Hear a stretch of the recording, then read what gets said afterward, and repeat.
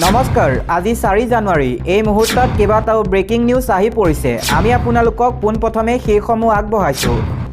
ৰাজ্যত স্তব্ধ নহয় উচ্ছেদ অভিযান, 12 লাখ বিঘা ভূমিত চলিব প্ৰশাসনৰ উচ্ছেদ। অসমত বেদখলকাৰী অচিনাকি বিদেশীক ৰেহাই দিয়া নহ'ব। ৰাজ্যত ধাৰাবাহিকভাৱে চলি থাকিব উচ্ছেদ অভিযান। ৰাজ্যৰ প্ৰতিখন জিলাতে পৰ্যায়ক্ৰমে চলিব উচ্ছেদ। এইদৰে মন্তব্য কৰিছে মুখ্যমন্ত্ৰী হিমন্ত বিশ্ব শৰ্মাই। মুখ্যমন্ত্ৰী হিমন্ত বিশ্ব শৰ্মাই মন্তব্য কৰি কয়, ৰাজ্যৰ মুঠ 12 লাখ বিঘা ভূমি বেদখলকাৰীৰ পৰা মুক্ত কৰা হ'ব। এতিয়া মাত্ৰ 1,60,000 বিঘা ভূমিহে উচ্ছেদমুক্ত কৰা হৈছে। অচিনাক্ত বিদেশীৰ বিৰুদ্ধেও কঠোৰ হৈছে ৰাজ্য চৰকাৰ। নিৰ্দিষ্ট প্ৰমাণ পালে 24 ঘণ্টাতে দেশৰ বাহিৰ কৰা হ'ব অচিনাকিক। ডিচিৰ ওচৰত অভিযোগ দিলে দেশৰ বাহিৰ কৰা হ'ব অচিনাক্ত লোকক। বেদখলকাৰী আৰু অচিনাকি লোকৰ বিৰুদ্ধে সৰব মুখ্যমন্ত্ৰী হিমন্ত বিশ্ব শৰ্মা। ইয়াৰ পাছৰ খবৰ, জুবিন গোচৰত চৰকাৰী অধিবক্তাৰ অভাৱ, অভিযুক্ত দোষমুক্ত হোৱাৰ সম্ভাৱনা আছে। 7 অভিযুক্ত দোষমুক্ত হোৱাৰ সম্ভাৱনা প্ৰকট। এগৰাকী চৰকাৰী অধিবক্তা হোৱাৰ বাবেই অসুবিধা হৈছে জুবিনৰ ন্যায় প্ৰক্ৰিয়াত। বৃহৎ চাৰ্জশ্বিটৰ শুনানিৰ ক্ষেত্ৰত বিমূৰত পৰিছে আদালত। চৰকাৰী পক্ষৰ হৈ এজন অধিবক্তা নিয়োজিত কৰিছে চৰকাৰে। ফাষ্ট ট্ৰেক আদালতত প্ৰক্ৰিয়া নোহোৱাৰ বাবে অনিশ্চয়তাত জুবিনৰ গোচৰ। লেহেমীয়া গতি হোৱাৰ বাবে শুনানিত ব্যাঘাত ন্যায়াধীশৰ।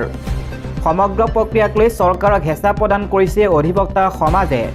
এজন চৰকাৰী অধিবক্তাৰ জৰিয়তে বিচাৰ প্ৰক্ৰিয়া অসম্ভৱ বুলি আখ্যা দিছে অধিবক্তাই। চৰকাৰক আবেদন কৰাৰ পাছতো চৰকাৰে গুৰুত্ব নিদিয়াৰো অভিযোগ উত্থাপিত হৈছে। এইদৰে আদালতত বিস্ফোৰণ ঘটালে অধিবক্তা সমাজে।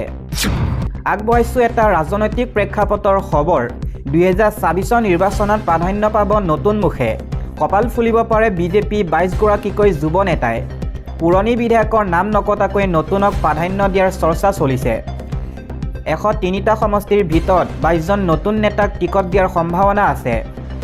যোৱাবাৰৰ তুলনাত নতুন সমষ্টি হোৱাৰ বাবেই হ'ব পাৰে নতুন সিদ্ধান্ত।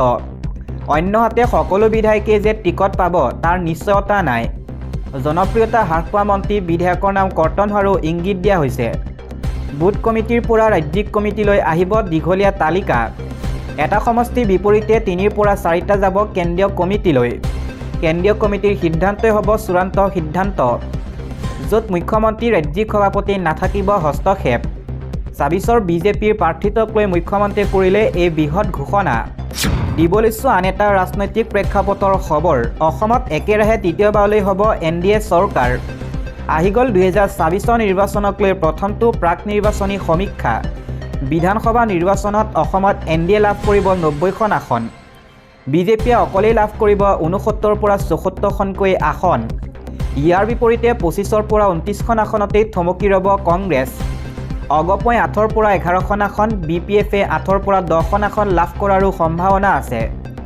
পিপুল পালছৰ প্ৰাক নিৰ্বাচনী জৰীপত প্ৰকাশ পাইছে এই তথ্য। 15 নৱেম্বৰৰ পৰা 31 ডিচেম্বৰলৈ প্ৰতিষ্ঠানটোৱে চলাইছিল জৰীপ। জৰীপ অনুযায়ী AIDFৰ 2খন আসন, ৰাইজ দলৰ 1ৰ পৰা 2 আৰু UPPLৰ 0ৰ পৰা 2, AJP 0ৰ পৰা 1, CPIM 0ৰ পৰা 1, অন্যান্যই পাব 1খন আসন। নিৰ্বাচনত বিজেপিৰ ভোটৰ অংশ 39%, কংগ্ৰেছৰ 37%। আন এটা খবৰ, অসুৰ বধ হ'বই লাগিব, কান্দি কান্দি এই আহ্বান জনাইছে গৰিমা শইকীয়া গাৰ্গে। আদালতৰ পৰা ওলাই আহিয়ে গৰিমা গাৰ্গৰ বিস্ফোৰণ। কান্দি কান্দি অসুৰ বধৰ কথা ক'লে গৰিমাই। জুবিনক হত্যা কৰা অসুৰৰ বধ হ'বই লাগিব। জুবিনৰ হত্যাকাৰী কেতিয়াও মানৱ হ'ব নোৱাৰে। দানৱকেইটাই শাস্তি পাবই লাগিব। অভিযুক্ত কাৰো কোনো অনুশোচনা নাই। দোষী সদায় দোষীয়েই। এইকেইটাক মানুহ বুলি ক'ব নোৱাৰি। আদালতৰ পৰা ওলাই আহিয়ে আৱেগিক হৈ পৰিছে গৰিমা শইকীয়া গাৰ্গ। গৰিমাই নিজাববীয়াকৈ নিয়োগ কৰিলে প্ৰদীপ তালুকদাৰ নামৰ এগৰাকী অধিবক্তা। দিবলৈছোঁ আন্তঃৰাষ্ট্ৰীয় প্ৰেক্ষাপটৰ এটা খবৰ। যুদ্ধ হ'ব ভয়ংকৰ। বিশ্বযুদ্ধৰ দিশে গতি আমেৰিকাৰ আক্ৰমণ। ভেনিজুৱেলাৰ ৰাষ্ট্ৰপতি মাদুৰোক গ্ৰেপ্তাৰ কৰিছে আমেৰিকাই। মাদুৰোৰ লগতে পত্নীকো বন্দী কৰে মাৰ্কিন সেনাই। দুয়োকে ভেনিজুৱেলাৰ পৰা গ্ৰেপ্তাৰৰ দাবী কৰিছে ৰাষ্ট্ৰপতি ডনাল্ড ট্ৰাম্পে। আমেৰিকাৰ মিছাইল আক্ৰমণৰ পাছতেই সলনি হয় প্ৰেক্ষাপট। ভেনিজুৱেলাৰ আকাশৰ সীমাত বন্ধ হৈ পৰে বাণিজ্যিক বিমান সেৱা। জৰুৰীকালীন অৱস্থাৰ ঘোষণা সমগ্ৰ ভেনিজুৱেলাত। দেশৰ জনতাক নিৰাপদ স্থানলৈ যোৱাৰো পৰামৰ্শ দিয়া হৈছে। নিকোলাছ মাদুৰোৰ বিৰুদ্ধে চীনেতে ঘোষণা কৰিলে আইনী প্ৰক্ৰিয়া।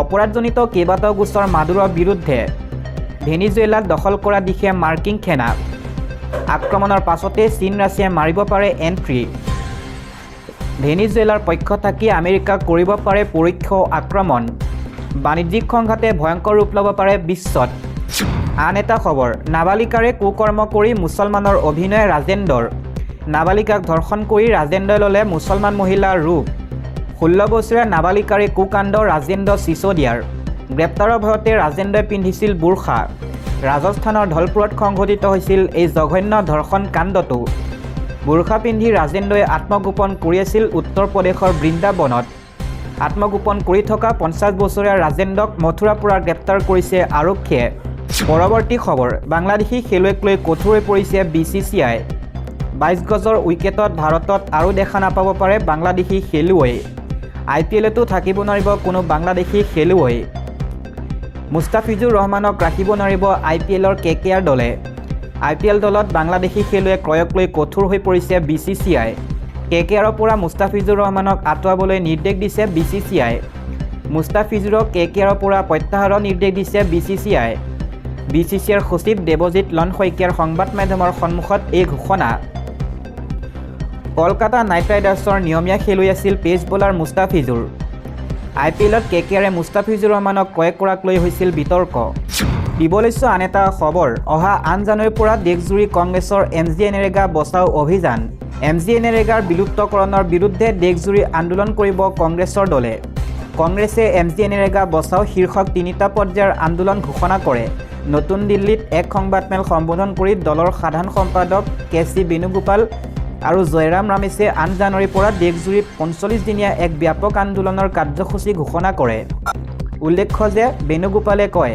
যে MGNৰেগা সন্দৰ্ভত ভৱিষ্যতৰ ৰণকৌশল চূড়ান্ত কৰি MGNৰেগা বচাও সংগ্ৰাম শীৰ্ষক এক অভিযানত অনুমোদন জনাইছে প্ৰদেশ কংগ্ৰেছ কমিটিৰ কাৰ্যালয়ত সাধাৰণ সম্পাদক আৰু প্ৰভাৰীসকলৰ উপস্থিতিত সম্পূৰ্ণ দিনজোৰা প্ৰস্তুতিমূলক বৈঠকৰ জৰিয়তে 8 জানুৱাৰীৰ পৰা প্ৰথম পৰ্যায় আৰম্ভ হ'ব 10 জানুৱাৰীত জিলা কংগ্ৰেছ কমিটিৰ কাৰ্যালয়ত জিলা পৰ্যায়ৰ সংবাদমেল অনুষ্ঠিত হ'ব তাৰ পাছত 11 জানুৱাৰীত জিলা সদৰত মহাত্মা গান্ধী আৰু BR আম্বেদকাৰৰ প্ৰতিমূৰ্তি ওচৰত এদিনীয়া অনশন কাৰ্যসূচী অনুষ্ঠিত হ'ব ইপিনে 12 জানুৱাৰীৰ পৰা 30 জানুৱাৰীলৈ দ্বিতীয় পৰ্যায়ৰ প্ৰচাৰ অভিযান চলিব এই সময়ছোৱাত সকলো গাঁও পঞ্চায়ততে পঞ্চায়ত পৰ্যায়ৰ কাৰ্যসূচী আয়োজন কৰা হ'ব লগতে কংগ্ৰেছৰ সভাপতিৰ পৰা পত্ৰ প্ৰেৰণ কৰা হ'ব 31 জানুৱাৰীৰ পৰা 6 ফেব্ৰুৱাৰীলৈকে জিলায়ুক্ত DMৰ কাৰ্যালয়ত জিলা পৰ্যায়ৰ MGNৰেগা বচাও ধৰ্ণাৰ সৈতে তৃতীয় পৰ্যায় আৰম্ভ হ'ব লগতে 7 ফেব্ৰুৱাৰীৰ পৰা 15 ফেব্ৰুৱাৰীলৈকে বিধানসভা ঘেৰাও দ্বাৰা ৰাজ্যিক পৰ্যায় আৰু 16 ফেব্ৰুৱাৰীৰ পৰা 25 ফেব্ৰুৱাৰীৰ ভিতৰত সমগ্ৰ দেশতে 4টা খণ্ডত AICC ৰেলী অনুষ্ঠিত হ'ব প্ৰণিধানযোগ্য যে জয়ৰাম ৰমেশে মন্তব্য কৰে যে আমি বিৰোধী দলৰ সৈতেও কথা পাতিম অধিৱেশনৰ সময়ত সদনৰ বিৰোধী দলসমূহে নতুন NREGA আইনখনৰ বিৰোধিতা কৰিছিল বিভিন্ন ৰাজ্যত বিভিন্ন বিৰোধী দলৰ চৰকাৰ আছে আমি কথা পাতিম আৰু সকলোকে অন্তৰ্ভুক্ত কৰাৰ চেষ্টা কৰিম